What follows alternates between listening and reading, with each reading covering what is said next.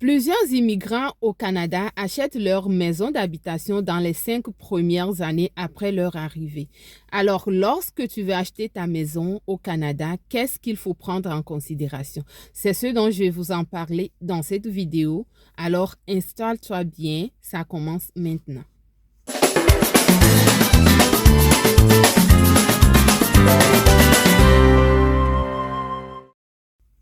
Bonjour, je vous souhaite la bienvenue chaleureuse sur la chaîne Richesse et Succès. C'est la chaîne qui est destinée à construire des hommes et des femmes à succès. Cette chaîne, je te parle d'investissement, je te parle d'entrepreneuriat, de e-commerce, de l'immobilier, je te parle également d'immigration Canada. Si tu me découvres dans cette vidéo, je suis Adjovi Amouzo, entrepreneur et investisseuse immobilier. Avant de commencer, si tu regardes cette vidéo que tu as un projet d'immigrer au Canada, j'ai une équipe expert en immigration pour t'accompagner pour ton projet. Alors, tu peux prendre une consultation avec nous pour qu'on puisse regarder c'est quoi qui est la meilleure chose à faire pour toi en termes d'immigration au Canada. C'est quoi le meilleur statut que tu vas utiliser pour arriver ici? Est-ce que tu dois voyager tout seul ou est-ce que tu dois voyager en même temps avec ta famille et tout ça? On va regarder avec toi pour que tu puisses faire de ton projet d'immigration un succès. Si toi, tu me regardes et que tu aspires venir au Canada en tant que travailleur étranger, tu peux nous consulter également. Tu peux prendre notre formation pour écrire un bon CV canadien qui non seulement attire mais retient l'attention de l'employeur pour que tu puisses rapidement obtenir un poste au Canada qui va pouvoir faire en sorte que tu arrives rapidement ici, goûter à la neige, goûter à l'hiver canadien. Voilà, alors rentrons maintenant dans le vif du sujet. On parle immobilier ce matin. Donc, lorsque tu veux acheter ta maison au Canada, qu'est-ce qu'il faut prendre en considération? Il faut dire que dans la culture africaine, lorsque tu es en location, c'est mal vu. Les Africains aiment ça être dans leur propre maison, aiment ça construire leur propre chez-soi. Et donc, lorsque tu es en location, c'est un peu comme si il y a quelque chose qui te manque. Il faut que tu sois dans ta propre maison pour te sentir le boss, quoi. C'est un peu ça la culture africaine. Alors, lorsque les immigrants arrivent ici au Canada, premièrement, ils vont louer un logement, ça c'est sûr. Tu tombes pas directement dans un pays que tu commences par acheter une maison. Donc, ils vont prendre une location quelques mois, quelques années plus tard. Il y a peut-être un ami, un collègue dans leur discussion qui va dire, tiens, tu payes $1,000, tu payes 1 200 ou 1 500 $ pour un propriétaire. Pourquoi tu ne prends pas une hypothèque? Pourquoi tu n'achètes pas une maison? Au même moment que tu vas payer cet argent-là, ce ne sera pas de l'argent perdu, ça va être de l'argent pour toi. Après tout, la maison, c'est à toi. Donc, c'est pas comme si tu payais un propriétaire, tu payais un loyer qui, au final, c'est de l'argent que tu ne récupères pas, disons.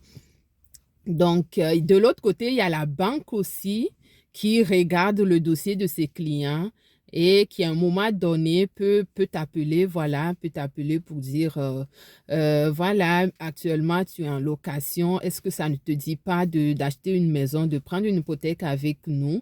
Et la banque peut même aller jusqu'à t'offrir de l'argent pour que tu achètes ta maison avec elle, en fait, pour que tu prennes ton hypothèque avec elle.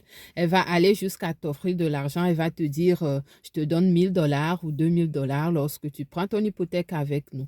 Elle va te dire que ta maison, c'est un actif pour toi, que ta maison va prendre de la valeur au fur et à mesure que les années avancent, que c'est un investissement à long terme que tu es en train de faire en prenant une maison. Et comme ça, la banque va calculer avec toi quel montant est-ce que elle peut te donner pour acheter ta maison. Est-ce qu'elle peut te donner 200 000 ou est-ce qu'elle peut te donner 300 000 pour acheter ta maison? De l'autre côté, tu peux aussi contacter ton courtier hypothécaire qui va te dire si tu es capable d'avoir 200 ou 300 000 pour acheter ta maison. Et c'est comme ça que tu commences par réfléchir. Maison, oui, déjà que c'est dans ton sang, disons, dans ta culture. Voilà, il faut que tu sois chez toi. Donc, tu commences par réfléchir à ça. Est-ce que c'est pas vraiment mieux tel que la banque l'a dit ou tel que ce collègue l'a dit que j'achète ma maison? Tu commences par réfléchir à tout ça. Tu commences par regarder les maisons, combien ça coûte et tout.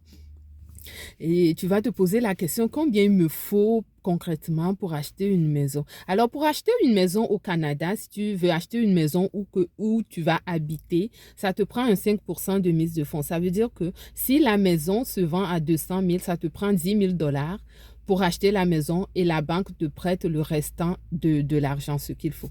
Donc, toi, tu n'as qu'à mettre 5%. Si c'est 300 000, tu mets un 15 000 et tu achètes ta maison avec la banque. Alors, un des arguments que la banque va te donner pour que tu achètes ta maison ou ton collègue ou ton ami, c'est que ta maison est un actif. Ta maison, c'est ton actif. Est-ce que c'est vrai que ta maison, c'est ton actif? En réalité, non. C'est un actif, mais ce n'est pas ton actif, c'est l'actif de la banque, tant et aussi longtemps que tu n'auras pas fini de payer cette maison-là. Donc, lorsque tu prends une hypothèque de 200 000 dollars avec la banque, quand tu n'arrives pas à rembourser, quand tu n'arrives pas à payer, tu es en manque de paiement, la banque décide de saisir cette maison, de la vendre et récupérer son argent. C'est en ça que la banque considère cette maison comme un actif. Mais toi, ce n'est pas ton actif parce que ça va te faire payer de l'argent chaque mois. Ça te fait sortir de l'argent de tes poches chaque mois. Donc, ce n'est pas considéré comme un actif pour toi. Est-ce qu'on s'entend? Est-ce qu'on comprend bien ça? C'est très important. C'est un actif pour la banque, mais ce n'est pas un actif pour toi parce que ça fait sortir de l'argent de tes poches. L'autre chose qu'on va te dire, c'est que ta maison, c'est ton investissement. Ici, j'aimerais bien que vous puissiez comprendre c'est quoi la différence entre un investissement immobilier et un achat immobilier. Lorsqu'on parle d'investissement immobilier, c'est les chiffres qui parlent. Il y a quelqu'un qui dit que il ne faut jamais tomber amoureux de la brique. Il ne faut jamais tomber amoureux de la brique. Lorsque tu es en investissement, tu ne tombes jamais amoureux de la brique.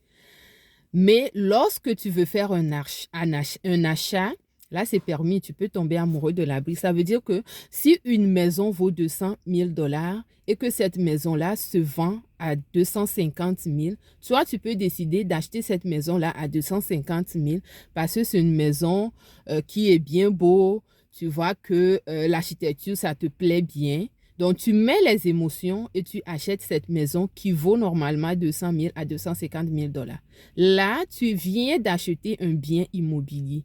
Mais la personne qui investit, la personne va acheter ce bien-là à 200 000 parce que c'est la valeur de la maison, en fait. C'est la valeur de la maison qui est 200 000. Donc, un investisseur va acheter cette maison à 200 000 parce qu'il va regarder les chiffres, il va regarder le marché, combien est-ce que ça vaut réellement. Est-ce qu'on se comprend? Donc, faire un achat immobilier, c'est bien différent de faire un investissement immobilier. Lorsqu'on te dit que ta maison, c'est un investissement, ça dépend, hein? Ça dépend. Ça peut être un investissement comme ça peut être juste un achat immobilier. Je tenais à ce que vous compreniez cela. On dit aussi que ta maison va prendre de la valeur. La maison va prendre de la valeur au fur et à mesure que les années avancent. C'est vrai, les maisons prennent de la valeur. Mais qu'est-ce que ça prend pour qu'une maison prenne de la valeur? Une maison prend de la valeur avec les réparations que tu fais, avec les rénovations que tu fais. Et qu'est-ce qui arrive généralement? Lorsque tu t'en vas acheter ta maison, est-ce que tu as pris en considération tous les frais connexes qui viennent avec? Généralement, il y a cette erreur-là aussi que la plupart des personnes qui vont acheter leur maison font. C'est des erreurs que les personnes font.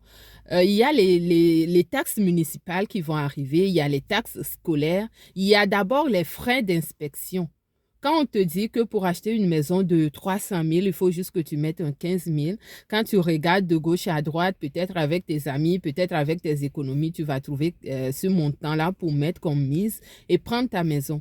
Maintenant, il faut que, avant d'acheter la maison, il faut que tu trouves un inspecteur qui va aller regarder est-ce que cette maison-là, telle que moi je le vois à l'extérieur, c'est bien beau. Est-ce que c'est vraiment ça? Est-ce qu'à l'intérieur de cette maison-là, tout est aussi beau que ça?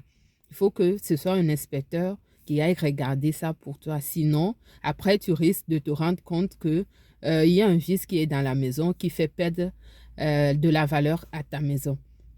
Donc, c'est très important de faire l'inspection. Et aussi, il y a des frais de notaire parce que tu vas acheter ta maison, c'est un notaire qui va préparer les documents, qui va vous faire signer, toi et l'acheteur, et ça prend des frais. Le notaire est payé pour son travail, pour son service. Alors, c'est des frais aussi à prendre en considération. Alors, il y a les taxes municipales, il y a les taxes scolaires parce que oui, ta maison, c'est dans une municipalité, c'est dans une ville et la ville prend soin de sa localité. Donc, tu vas payer des taxes. Pour ça, il y a des écoles qui sont dans ton quartier, dans ton secteur, que tes enfants ou les enfants des voisins vont aller. Donc, tu payes des taxes pour cela.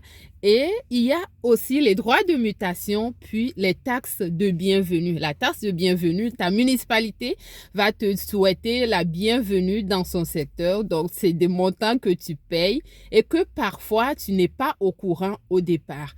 Le banquier ne va pas nécessairement te le dire et le courtier non plus. Puis, il faut comprendre que le courtier immobilier, c'est un vendeur. Lui, tout ce qu'il va te dire, c'est dans l'optique qu'il puisse vendre cet immeuble-là. Et il faut comprendre aussi que les courtiers immobiliers sont payés par commission. Donc, si la maison se vend plus cher, sa commission augmente. Donc, lui, il va faire en sorte qu'il puisse vendre sa maison à un prix élevé, le maximum possible. Comme ça, son vendeur est content, puis lui aussi, il est content parce qu'il a plus d'argent. Voilà, donc ne vous fiez pas aux courtiers immobiliers, surtout si c'est des courtiers, si c'est le courtier vendeur, si c'est le courtier qui met la maison sur le marché, ne vous fiez pas à eux. Alors, je disais tantôt que pour que ta maison puisse prendre de la valeur, il faut que tu sois capable de faire les petites réparations qui vont survenir, de faire des rénovations au besoin. Et maintenant, lorsque tous les frais connexes que je viens de citer, tu n'as pas pris en considération cela au départ et qu'à un moment donné, c'est des frais qui arrivent que tu dois payer, ça te fait des frais supplémentaires, des frais non prévus. Ton budget devient serré. Ton budget devient serré et lorsqu'il y aura une réparation, peut-être que tu ne seras pas financièrement en mesure de le faire. Et l'autre chose aussi, c'est que il faut comprendre que les métiers sont très valorisés ici au Canada. Les métiers sont très valorisés. Donc, tu déplaces un plombier pour venir faire quelque chose dans ta plomberie à la maison, ça coûte énormément. Et tu déplaces aussi un électricien, ça coûte de l'argent, beaucoup. Et donc, c'est des choses qui vont faire en sorte qu'à un moment donné, si tu n'as pas pris tout ça en considération avant d'acheter ta maison, tu risques de ne pas pouvoir faire des réparations, de ne pas pouvoir faire des rénovations qui vont donner de la valeur à ta maison. Donc, ta maison, au lieu de prendre de la valeur, va se retrouver à perdre de la valeur parce que oui, si les maisons prennent de la valeur, il y en a aussi qui perdent leur valeur. Ça dépend de l'entretien que tu donnes à ta maison, en fait. L'autre chose aussi qui est très important à prendre en considération lorsque tu veux acheter ta maison, c'est le renouvellement de ton hypothèque. Parce que l'hypothèque, tu le prends pour 3 ans ou 5 ans ou 1 an, ça dépend de toi. Et généralement, c'est 5 ans. Tu prends une hypothèque pour 5 ans. Après 5 ans, tu renouvelles cette hypothèque-là. Au renouvellement, ton taux hypothécaire peut augmenter.